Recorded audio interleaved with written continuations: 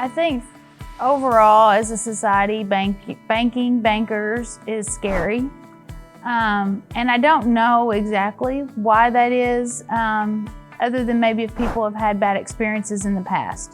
We are here to help you. I always say that I don't feel like I'm a banker. I feel like I'm a helper because I'm helping people either achieve their goals or, get on the right path to meet their goals. And the biggest thing in banking is communication. Because, like I tell people, if something's happening to you, communicate with me. Let me know what's going on, because I'm going to be more apt to work with you and try to help you rather than, say if your account's overdrawn and I'm trying to contact you and you never call me back, I can't help you if you're not going to reach back out to me, So I always stress that life happens. There's nothing to be embarrassed about.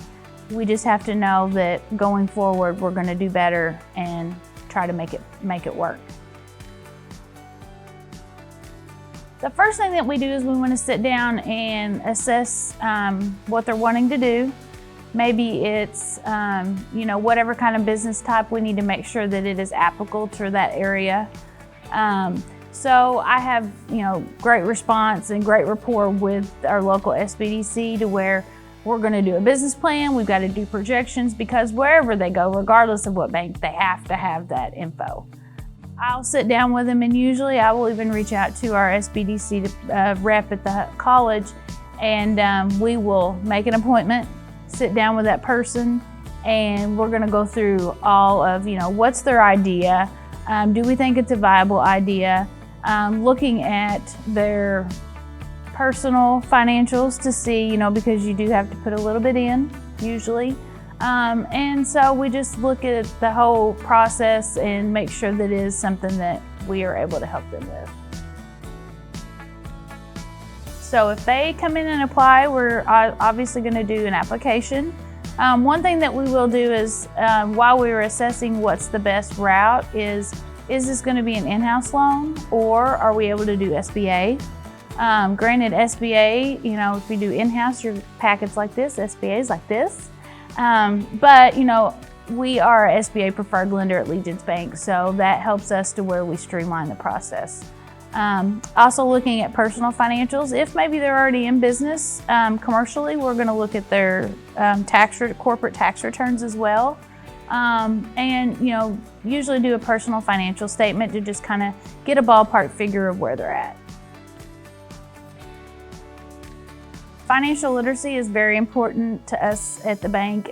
Credit scores affect everything in your life. Once you start building that score, it's going to fluctuate throughout your life. You get married, you have kids, start jobs. But the thing is you need to stay on track. You need to keep that score. We like to see 680 or above is what we like to see at the bank. So usually somebody comes in, they don't know what their score is or where they're at. I will tell them, download Credit Karma. Credit Karma is not a true score. It's not a hard pull, but here's the thing, it will let you know an idea or a gist of where you're at. That way we kind of get, here's our platform and how do we work from there.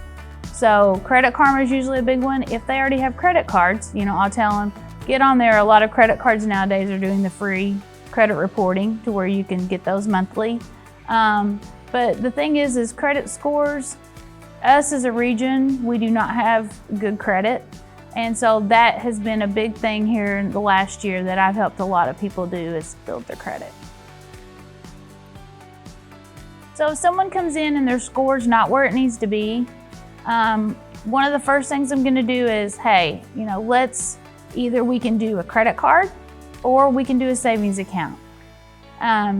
A lot of people are scared of credit cards because if they've got bad credit, it's because they've abused credit cards and not used them the way they're supposed to be used. So we will look at, Capital One is a great rebuilder credit card out there that I will reference people to go use. And usually you have to put $50 to $200 of your own money down on it. But it's a good way, like I tell them, put gas on it once a month.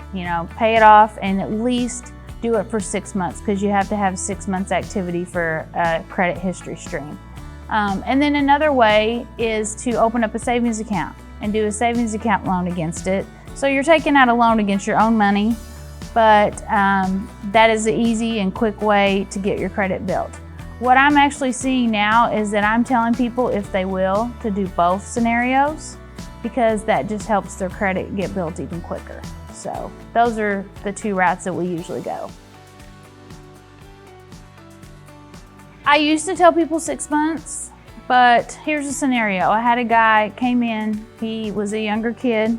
He had heard us go out to the schools, talk about financial literacy, so he came to me wanting a car loan. He didn't have a cosigner. I got him to do the credit card route, and we opened the card in October, and by January, his score was high enough to where we were able to do the loan. Usually I tell people 6 months, but sometimes it's not that long. It just depends, and I'm not really sure why, but usually I tell people at least 6 months. So that depends. Usually we like to see 30 days, the most out 45.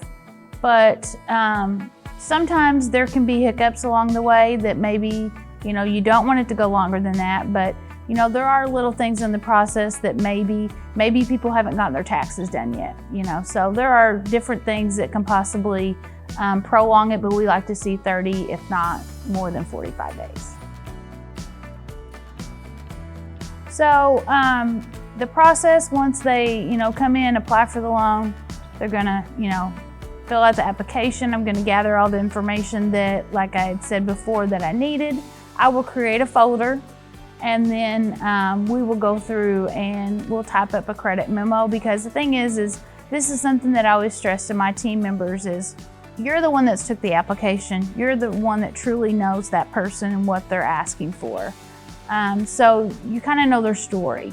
So you need to relay that story to whoever it may be, the loan officer, underwriting, to let them know, maybe there's something that maybe they've had a dip in their credit score, or something's came up that maybe they've had a negative on their credit report.